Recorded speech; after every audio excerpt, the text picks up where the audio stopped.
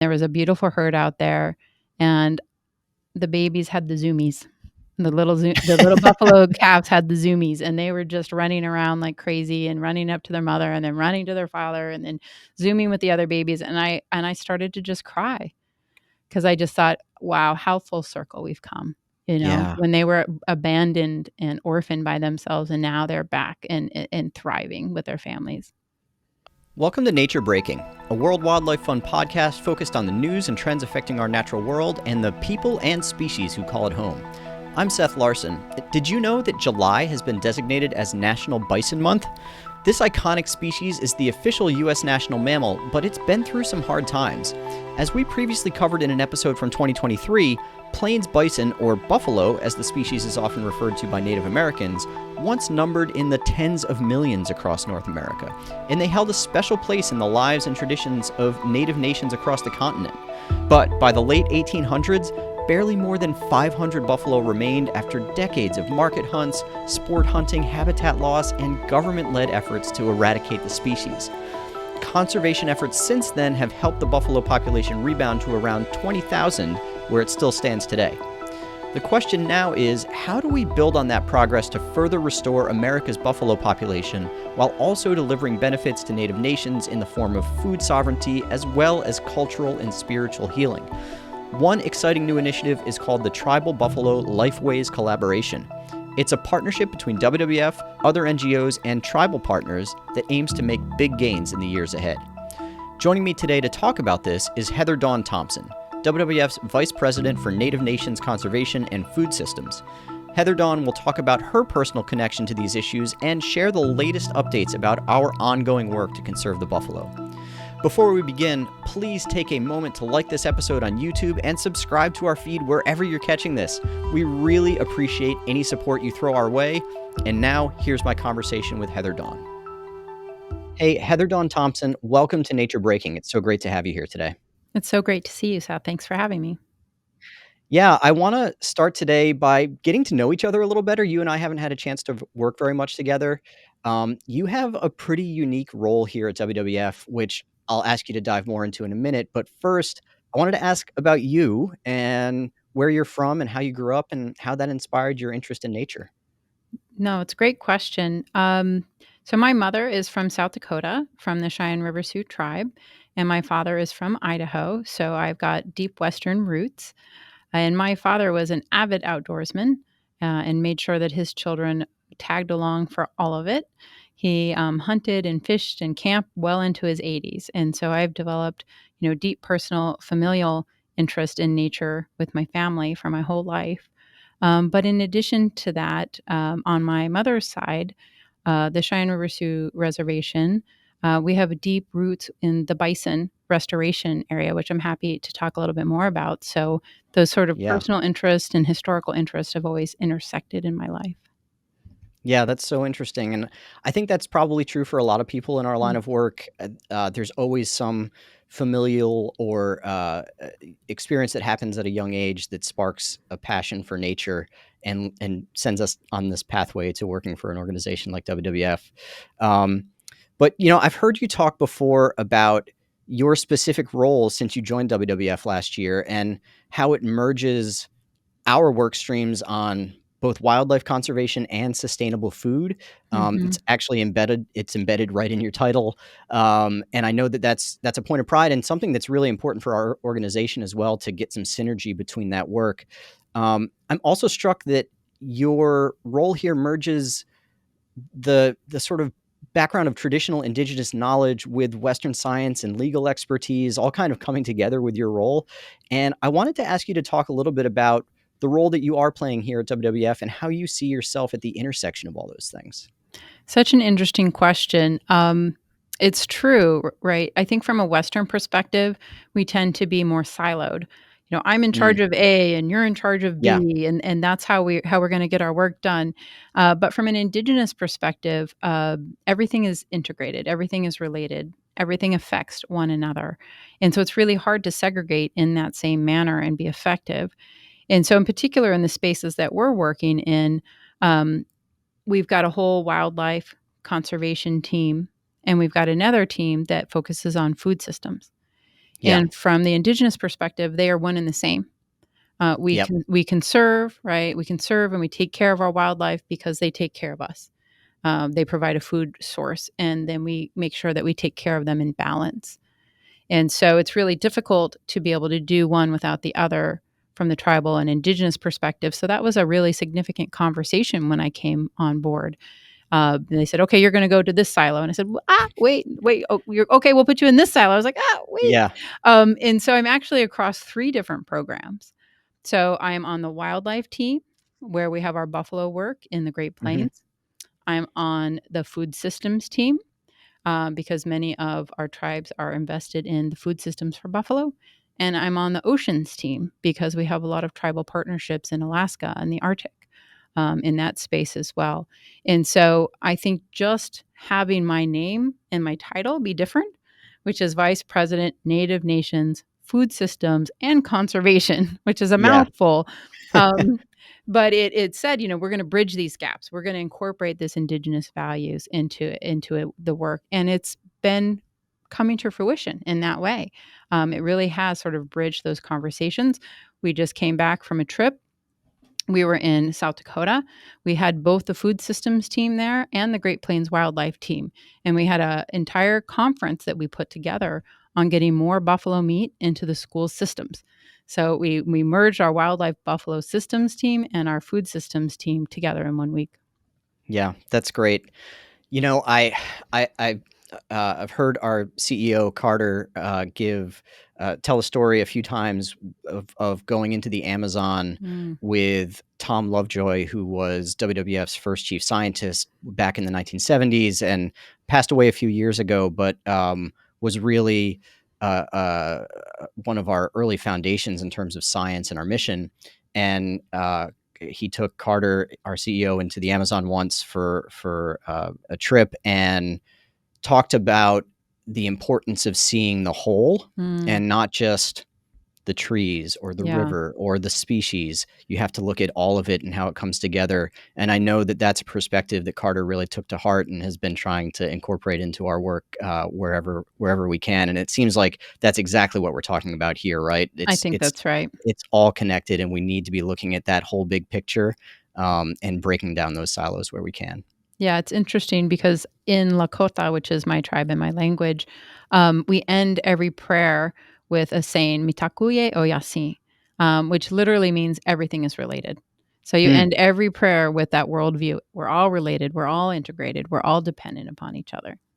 I absolutely love that. That's so perfect.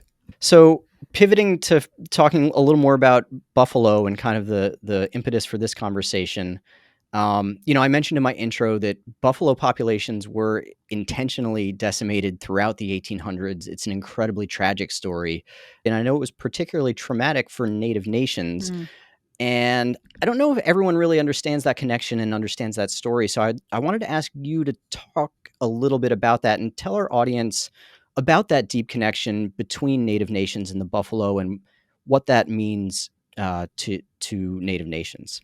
Yeah, it's interesting because it's both a spiritual connection, and a practical connection.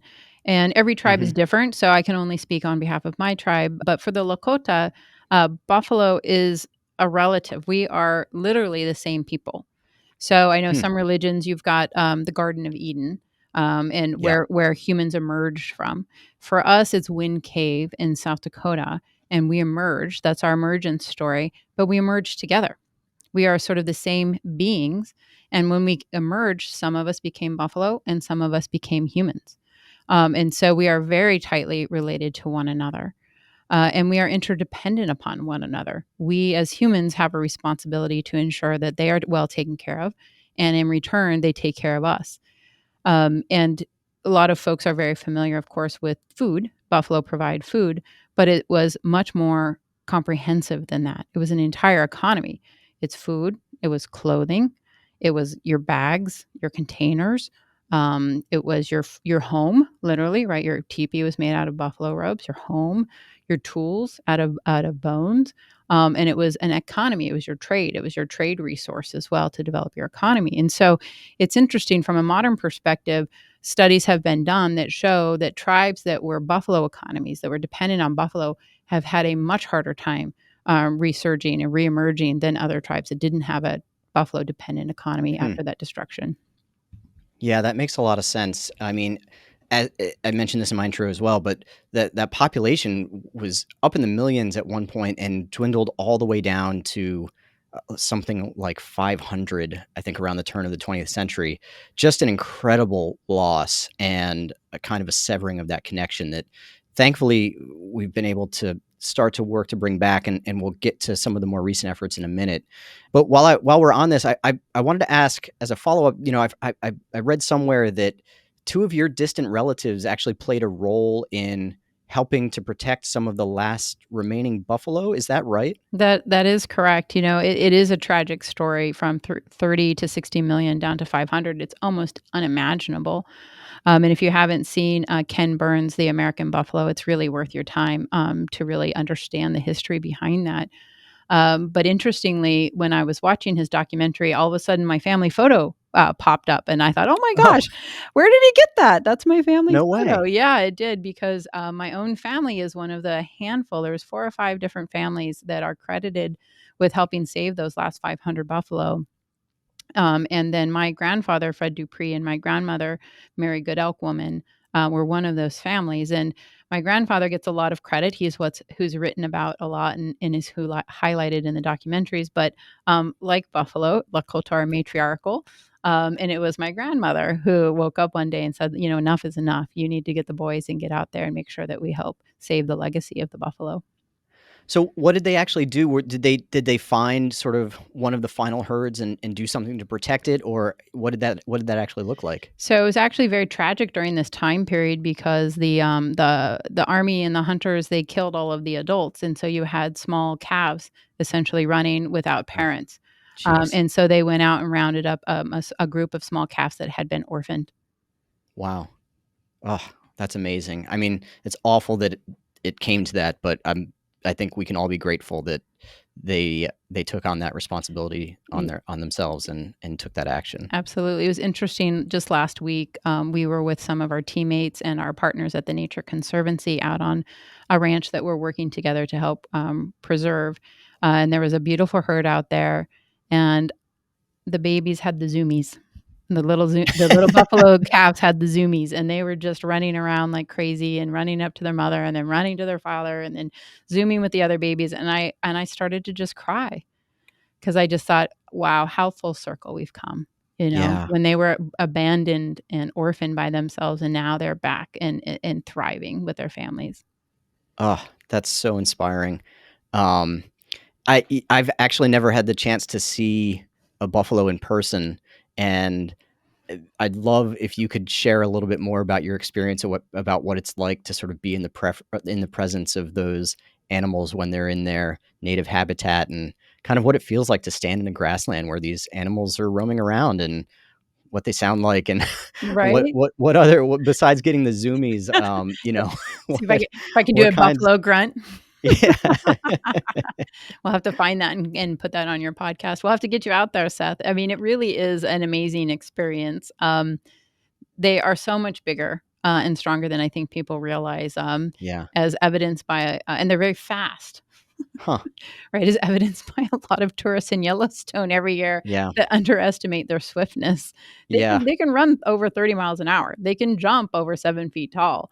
There's not a lot of fences that can hold them in. There's not a lot of things that they can't outrun, and I think people don't realize that. So you really feel that power when you're near them, and their grunts are really deep and guttural. You feel it in your chest. Hmm. But I think even more than sort of the how impressive they are as an animal, it's very moving how powerful they are spiritually, and you can feel it. And they communicate with each other. They communicate with you. They're incredibly intelligent. They are our relatives, and I'll give you one example that's related to the food piece. Um, Tribes really are careful with their animals, with their relatives. They don't want to send them to feedlots, right? They don't want to put Hmm. them in a big cattle mover and send them to feedlots. They want to take them down in the field on the prairie where they've lived their whole life in a very respectful manner. And there was a non-native buffalo herd manager, and he brought out some tribal leaders who were going to harvest a couple buffalo. Mm-hmm. And the non-native herd manager said, "You know what? I got it. Got you covered. I picked out these 4 bulls. They got ear tags. We'll go out there and find them." And the tribal leader said, "Mm-mm, mm-mm. We're going to sing and pray, and they're going to let us know." Wow. And the tribal leader started drumming, and they started singing. They started praying. And you've got the matriarchs were right there. You usually don't take down the matriarchs. Mm-hmm. 4 bulls came through the matriarchs all the way from the back of the herd and presented themselves. Wow. Same 4 bulls that he had picked out. Wow. Really? Changed Oh his my life. gosh. Completely understood the real spiritual and relationship connection with buffalo. Yeah. Oh my gosh. That is incredible and gives me goosebumps just hearing the story Same. and not even being there. Same. Um, Speaking a little more about the relationship between buffalo and not only people but also the land, I wanted to ask you to talk a little bit about the role that buffalo play in restoring the health of the grassland Mm. ecosystem that they're a part of. I read this when I started working for WWF, and it really surprised me that it's actually good for the grasslands for buffalo populations to rebound and to have larger herds. In my mind, that was counterfactual because it's like, well, these are massive animals. Surely they're eating all the grassland and trampling down different parts of the ecosystem that might be beneficial to other animals or whatever, and be disruptive. But I could not have been more wrong. I've Right. come to learn, Mhm. and I'd love for you to explain that a little bit. Just that connection between buffalo and the role they play in restoring and shepherding the land in a really positive way. Yeah, it's such a good question, and it is such a broad misconception.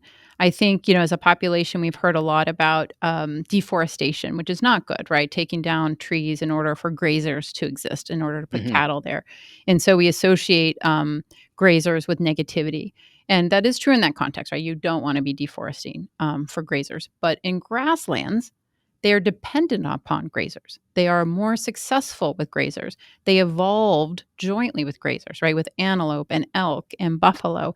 And so the entire ecosystem is dependent upon them. Hmm. And so we actually have a cattle program in our Great Plains region as well, because cattle are also grazers, and if managed correctly, can also benefit the grass. So, but buffalo are the best. So, at Kansas State University, they did a 30-year study. It's a very long study for this space. And they compared grass that was left alone. So, kind of what you're thinking, right, Seth? Just let it be, let all the rest of the ecosystem happen. Grass that was grazed by cattle in a good way, and grass that was grazed by buffalo. The grass that was grazed by cattle had a 50% increase in biodiversity Hmm. compared to grass that was just left on its own. Grass that was grazed by buffalo had an over 100% increase in biodiversity. Wow. And the reason is their behaviors. Buffalo behave differently than other grazers, than cattle, than other grazers. One, they don't graze all in one place. So you have some grazers like sheep, I think, they go and it's all an even graze. Buffalo don't do that. They meander as they graze. So they create different lengths of grass, which Hmm. creates different little micro ecosystems. So Oh, that's different, right? interesting. So different animals need different lengths of grass. So they do that. They wallow. So you've probably seen the buffalo rolling on its back. They're Mhm. so heavy, they actually create indentations in the prairie, and it creates little water catchments. And there are Mm. certain animals that are dependent upon those water catchments and plants that only grow in those water catchments. And then their fur. There are certain animals, cattle, other animals, they don't have fur. They've got hair, bristly hair.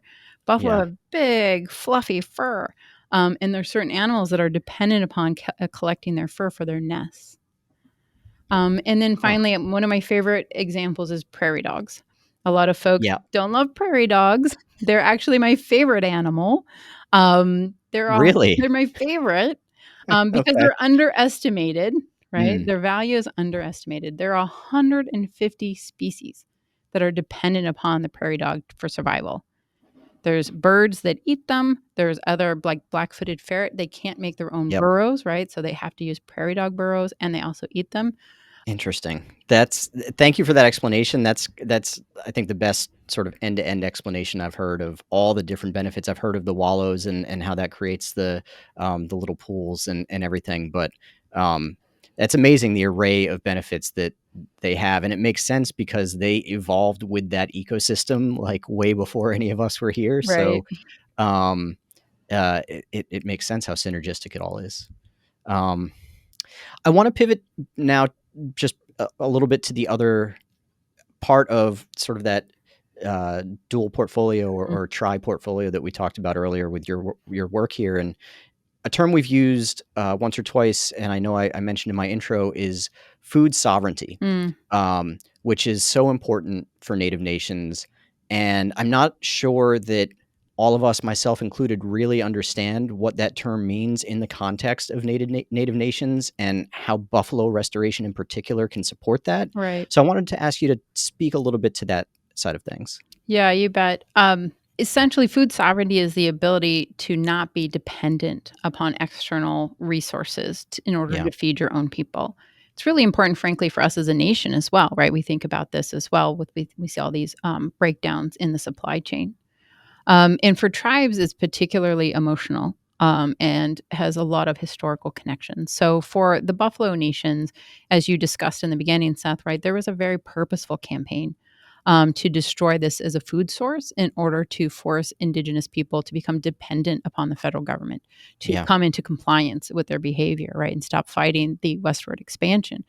That is a similar story for other tribes as well with the salmon, right? Prohibiting access to the salmon. A lot of the East Coast tribes, they were more agrarian, and their farms were burned. Their fields were burned, and it's a very specific form of war in order to control access to food. Right, a very common tactic in any war. But what happened was the result was this really complete destruction of local indigenous foods and local indigenous protein sources, and the replacement with largely federally provided foods that were very poor at the time. They've improved dramatically, but very poor at the time: fat, lard, flour, things that indigenous bodies were not accustomed to. And you saw diabetes rates go through the roof, Mm. obesity go through the roof. And so there's been a movement for quite some decades now that really took off during COVID when we all saw the supply chain issues break down, where Indigenous communities said, "This is crazy. We need to restore the foods that our bodies are used to eating." Alaskan tribes have a high fat. They have a keto diet, right? Yeah. Essentially, they're eating whale blubber and salmon, and we're replacing that with flour. So we've got to get back to the indigenous foods that our indigenous bodies are accustomed to eating. And for a great swath of the tribes in the Great Plains, that is highly dependent upon buffalo and other edible foods that buffalo promote in the grasslands, like wild prairie turnips, etc.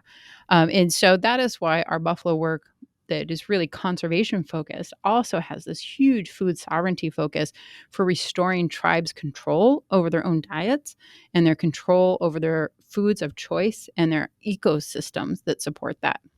So jumping off from there, I want to dive into this initiative that I mentioned in my intro that Mm. is really advancing a lot of work both on the food sovereignty front and on the buffalo population restoration front. It's called the Tribal Buffalo Lifeways Collaboration. It's a really exciting new partnership, and it's doing a great job at advancing both those work streams. But I wanted to ask you to talk a little bit about exactly how that collaboration is working and what sets it apart from prior conservation efforts. Such a good question. We're really excited about the collaboration here at World Wildlife Fund. Our other partners are the Nature Conservancy, Hmm. the Intertribal Buffalo Council, and Native Americans in Philanthropy. Those are the four main partners, but then we have several other subsidiary partners like the Coalition of Large Tribes, Tonka Fund, etc. And one of the things we really realized, and the tribes rightfully raised with us, they said, you know what, we've kind of been doing this on our own. Mm. We've been on our own for 100 plus years. I told you the story of my grandparents, and tribes formed the Intertribal Buffalo Council, some 30 plus years ago. And they've been working on, with pennies, trying to do the best they can to conserve and restore buffalo herds. And the conservation organizations like World Wildlife Fund, the Nature Conservancy, really approached initially buffalo from a strictly ecological perspective, from a conservation perspective, for all the reasons I shared with you earlier about how fantastic buffalo are for the ecosystem. Yeah. Um, and we realized, you know what? Kind of like what you're saying, Seth, it's not a silo. It's a much more holistic Yeah. How about that? perspective. And we really need to take the Indigenous and the tribal lead in this space. And that's really what the collaboration is. It says we've all been working together in our silos for so long, and we need to come together. We're much stronger together. And together, through the guidance of the tribes and their buffalo herd leaders, we sort of picked 4 focus areas that we're working on. The first one is just support the work they're already doing. They said to us, don't come in here and try and mess up our formula and tell us what to do. We've Yeah. been doing it. Give us $5 and we'll distribute amongst ourselves. Equity was really important. There's 70 plus tribal government herds, and equity was incredibly important to them. So our first focus area is just getting additional funds to the Intertribal Buffalo Council. Our second focus area is infrastructure. Okay. Talk about buffalo, how fast they run, how high they jump. You've got to have strong chutes, you've got to have strong corrals, and you've got to have strong fences for buffalo herds. They're not the same as cattle and other livestock. The third area is land. Buffalo grow. They reproduce, and you need more land in order to expand those herds. And then the fourth area is the food sovereignty that we've been talking about. And in that area, we're really focused on new infrastructure for food. As I shared with you, they don't want to go to the feedlots. They want to be able to process in the field. And so we've got to have mobile meat processing units for that. Yep. Now, I know one piece of WWF's work that goes back as far back as I think like maybe 2017, 2018, probably even earlier than that, but at least for my time here, we've been involved working with Native nations and other groups to reintroduce adult buffalo populations to areas that they have been extinct from, for lack of a better term, for a long time, and basically working with partners to secure the land that those buffalo would need to survive, and then bringing populations back and releasing them into these places. And that's been really inspiring. I'm wondering if this new collaboration is supporting that work, continuing that work, or sort of complementing it in a different lane? Yeah, both. I think, we're supporting that work. That includes the land, right? That includes the infrastructure, and expanding upon it. And I mean, one of the reasons why World Wildlife Fund was invited to this game, if you will, to this team, to this party, was that we have been working with tribes for so long, much longer than a lot of organizations, and really have been at the local level taking their lead already. Yeah. And built that trust and built that reputation, that good reputation for partnering with tribes. And the whole goal is to put more buffalo on the land. So all of those 4 focus areas, right? The goal is to bring more of those buffalo back, Seth, to put more of them on the land. And, Yeah. As you said, you haven't been out on the field to see them yet. A buffalo release is when you need to go. Like that moment when the grandmother and the kids see that buffalo come back on the land, there's no comparison. Yeah, I've seen some of the videos that our teams have put together from those events, and boy, they just seem. I mean, what an uplifting, heartwarming moment. It's just something makes you feel good about it. I'm mindful of time, and I don't want to keep you for too long, Heather Dawn. But there's just one last question I wanted to ask you. There's been so much progress on this front, and it's great to hear that buffalo populations have rebounded so much from where they were, but obviously there's still a long way to go, and there's so many areas of the northern Great Plains that used to have buffalo that still don't, and there's still so much work that we need to do on the food sovereignty front. What are some of the biggest challenges we face going forward in restoring buffalo populations and restoring that connection between Native nations and buffalo? Us people. We were the cause of their demise, and we are the impediment to their restoration. And so I think just people educating themselves, becoming more open to buffalo, more understanding, more supportive, goes a really long ways, because it is challenging. in Western states where they were purposely eradicated. Yeah. There's a lot of deep feeling still about it. And so being that supportive when that extra acre of land gets purchased, being supportive when those buffalo get brought back in the trailer and people are showing up, being supportive when you see a buffalo meat for sale and buying that and supporting that economy. Yeah. Well, Heather Dawn, thank you so much for all the work you're doing on this front. Thank you for your leadership, and thank you for sharing your stories and your insights with us today on this podcast. I really appreciate it. It's great to see you, Seth. Thanks for having me. Thanks again to Heather Dawn for joining the show today. As we close out, I hope you come away from this conversation both inspired to take action for buffalo, but also educated about the important role that they play in the lives and livelihoods of Native nations and in sustaining the Great Plains ecosystem.